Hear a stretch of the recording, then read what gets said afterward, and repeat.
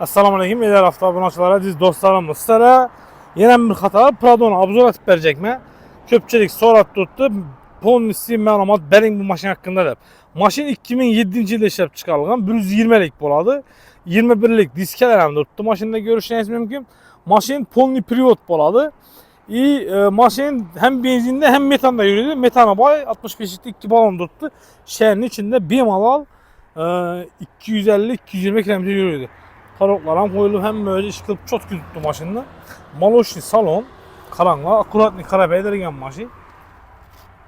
Benim ala 7 adamlık silin ya. Benim ala görüşeniz mümkün.